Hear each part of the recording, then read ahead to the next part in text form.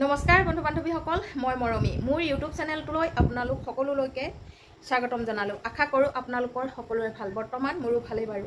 এইকেইদিন হিন্দু মন্দিৰত বা হিন্দুৰ নামঘৰত গৰু মাংস পেলোৱাক লৈ উত্তপ্ত পৰিস্থিতি হৈ পৰিছে আৰু তাকে লৈ কিছুমানে কৈছে যে গৰু মাংসৰ আমাৰ অসমীয়া বা হিন্দুৰ মুখত ওলাব নাপায়, কিন্তু সেই কামটো হিন্দুৰ মন্দিৰত যেতিয়া পেলাবলৈ ভাল পাইছে, আমি এইটো বাতৰি প্ৰকাশ কৰাত বা সংবাদ মাধ্যমৰ আগত কোৱা কথাটো কিবা জগৰীয়া নেকি, তাকেই কিছুমানে এতিয়া গৌৰৱ গগৈক আঙুলি টুৱাইছে। গৌৰৱ গগৈয়ে সংবাদ মাধ্যমৰ আগত এনে কাম কৰাৰ বাবে মুকলিমূৰীয়াকৈ কিছুমান কথা কৈ দিছে আৰু সেই মুকলিমূৰীয়াকৈ কোৱা কথাকেইটা কিছুমান লোকৰ হজম হোৱা নাই। সেই হজম নোহোৱাৰ বাবে কিছুমান বিধায়ক MLA আবুল তাবুল বকিছে যে গৰু মাংসৰ নাম হেনো আমাৰ হিন্দু মানুহে ল'ব নাপায়।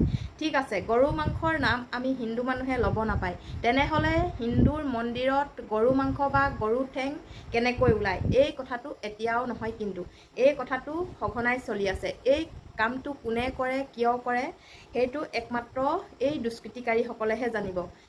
এটা হিন্দুৰ মন্দিৰত আহি এনেকৈ মাংস বা ঠেং ওলমাই থোৱাটো বা পেলাই থোৱাটো সন্মুখত কোনো যুক্তি কাম নহয়। এইটো ঠিক অন্যায় কৰোঁ বুলি কৰে, কিন্তু এইটো যে এটা হিন্দু আৰু মুছলিমৰ লগত কাজিয়া কৰিবলৈ বা তেনে এটা কথাতহে এনেকুৱা কাম কিছুমান কৰে। কাৰণ এই কাম কৰাসমূহে সম্পূৰ্ণকৈ জানে যে সেইটো এটা হিন্দু মন্দিৰ বা সেইটো এটা হিন্দুৰ নামঘৰ। তেনেকুৱা নামঘৰৰ সন্মুখত এনেকুৱা এটা কাম কৰিলে তেওঁলোকে পোনপ্ৰথমে কালৈ আঙুলি টুৱাব? সেই গতিকে তেওঁলোকে এই সুবিধাটো লয় আৰু দুই দলৰ মাজত বা দুই পাৰ্টিৰ লগত কাজিয়া কৰাবলৈ এনে কাম দুষ্কৃতিকাৰীসকলে কৰে। তাকে নুবুজি কিছুমানে সংবাদ মাধ্যমৰ আগত গৌৰৱ গগৈয়ে কোৱা কথাকেইটাক দুখ ধৰি আছে। এতিয়া আগ তাক দুখ নধৰি পোনপ্ৰথমতেই দোষী কোন তাক বিচাৰি উলিওৱাটো উচিত।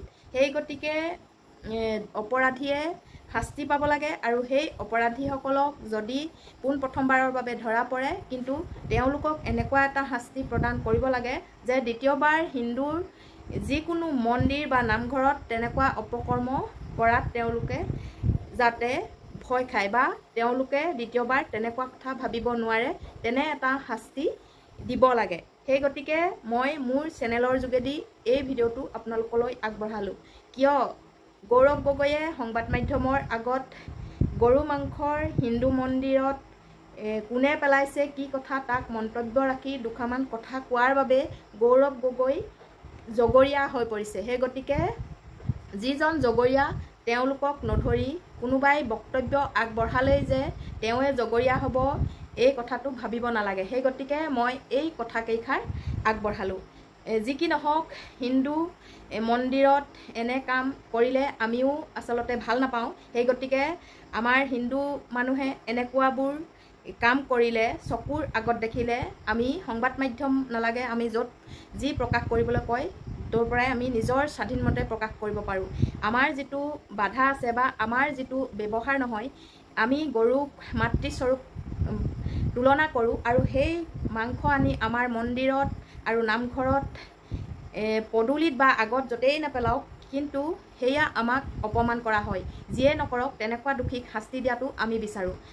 সেয়েহে মই মোৰ চেনেলৰ যোগেদি এই কথাকেইটা ক'লোঁ। যদি ভাল লাগে লাইক, কমেণ্ট আৰু শ্বেয়াৰ কৰিবলৈ নাপাহৰিব আৰু যিসকলে মোৰ চেনেলটো নতুনকৈ চাইছে ছাবস্ক্ৰাইব কৰি কাষতে থকা বেল আইকনটো ক্লিক কৰি অল কৰি দিবলৈ নাপাহৰিব। ধন্যবাদ।